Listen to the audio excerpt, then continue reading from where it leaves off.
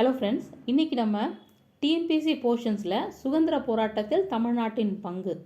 So இதுக்கு கீழே இருக்கக்கூடிய இம்பார்ட்டண்டான டாபிக் தமிழ்நாட்டில் நடைபெற்ற ஐஎன்சி மாநாடுகள் மற்றும் அதற்கு தலைமை ஏற்றவர்கள். அதாவது இந்தியன் நேஷனல் காங்கிரஸுடைய மீட்டிங் எப்போல்லாம் தமிழகத்தில் நடந்திருக்கு, அந்த செஷன் எப்போ தமிழ்நாட்டில் நடந்திருக்குன்றதை பார்க்குறோம். அதே மாதிரி தமிழகத்தை சேர்ந்தவர்கள் ஐஎன்சி மாநாடுகளுக்கு தலைமை பொறுப்பு ஏற்றது எப்போ அப்படிங்கிறதையும் பார்க்கலாம். ஸோ இதுலேருந்து இம்பார்ட்டண்டான கொஸ்டின் எக்ஸாமுக்கு வர்றதுக்கு நிறைய சான்ஸ் இருக்குது.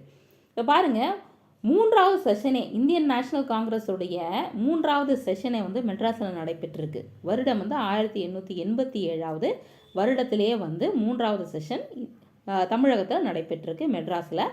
ஸோ அதுக்கு தலைமை ஏற்றவர் பத்ருதீன் தயாப்ஜி. அடுத்து 10வது மாநாடு 1894 நடைபெற்றது, ஆல்ஃப்ரட் வெப்.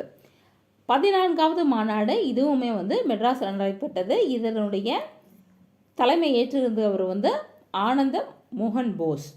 ஓகே, ஸோ இது 1898. அடுத்து 1903 இங்கே லால் மோகன் கோஷ் தலைமையேற்றிருக்காரு. 1908 ராஸ் பிஹாரி போஸ் மற்றும் 1914 பூபேந்திரநாத் போஸ், 1927 அன்சாரி அவர்கள். ஸோ இத்தனை செஷன் இது மட்டும்தான் தமிழ்நாடில் நடைபெற்ற சுதந்திரத்துக்கு முன்னாடி நடைபெற்றிருக்கக்கூடிய இந்தியன் நேஷனல் காங்கிரஸ் செஷன்ஸ். தமிழ்நாட்டில் நடந்திருக்கக்கூடிய இந்தியன் நேஷனல் காங்கிரஸோட செஷனு அதுக்கு தலைமை ஏற்றவர்கள். ஸோ இதே மாதிரி தமிழ்நாட்டை சேர்ந்தவர்கள் எந்தெந்த இந்தியன் நேஷனல் காங்கிரஸுடைய செஷனுக்கு தலைவர்களாக இருந்தாங்க அப்படிங்கிறதையும் பார்க்கலாம். ஓகே, ஸோ இதில் மொத்தம் 5 இன்ஸ்டன்ஸில் தான் இருக்குது. அதில் 3 ஒரே தலைவர் இருந்திருக்காரு.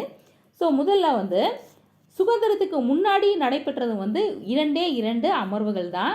ஒன்று நாக்பூர் அமர்வு, 35வது அமர்வு. இதில் 1920 வருடம் நடைபெற்றது. இதில் விஜயராகவாச்சாரியார் இதுக்கு பங்கேற்றிருக்கார்.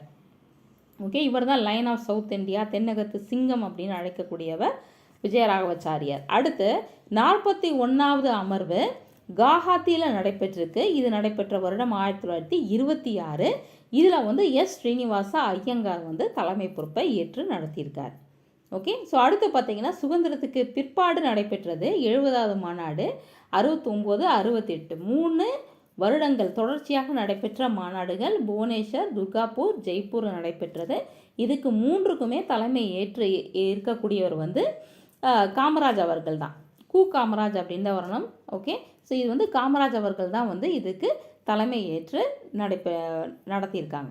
ஓகே, ஸோ இந்த கொஸ்டின் நமக்கு எக்ஸாமில் வர்றதுக்கு வாய்ப்பு இருக்குது. ஸோ சுதந்திரம் பெற்ற பிறகு தான் இந்த 3 மாநாடுமேக்குமே தலைமை ஏற்றிருக்கவர் காமராஜராக இருக்கார். ஸோ அதுக்கு முன்னாடி பார்த்தீங்கன்னாக்கா 2 இடத்துல தான் விஜயராகவாச்சாரியர் நாக்பூர்லேயும் ஸ்ரீனிவாச ஐயங்கார் குவஹாத்திலையும் தலைமை பொறுப்பை ஏற்றிருக்காரு. ஸோ இதுவுமே இம்பார்ட்டன்ட். ஸோ எப்போல்லாம் தமிழ்நாட்டில் இந்தியன் நேஷனல் காங்கிரஸுடைய அமர்வுகள் அமையப்பெற்றது அப்படிங்கிறதும் ஒரு இம்பார்ட்டண்ட்டான கொஸ்டின். ஸோ இந்த லிஸ்டிங் தமிழ்நாடு ரிலேட்டடாக நமக்கு எக்ஸாமில் கொஸ்டின் வரும்போது இந்த பாயிண்ட்ஸ்லாம் நம்ம யூஸ் பண்ணி டீட்டெயில்டு ஆன்சர்ஸ்க்கு எழுதணும். ஸோ அந்த விஷயத்தில் இந்த பாயிண்ட்ஸ்லாம் உங்களுக்கு யூஸ்ஃபுல்லாக இருக்கும்னு நினைக்கிறேன்.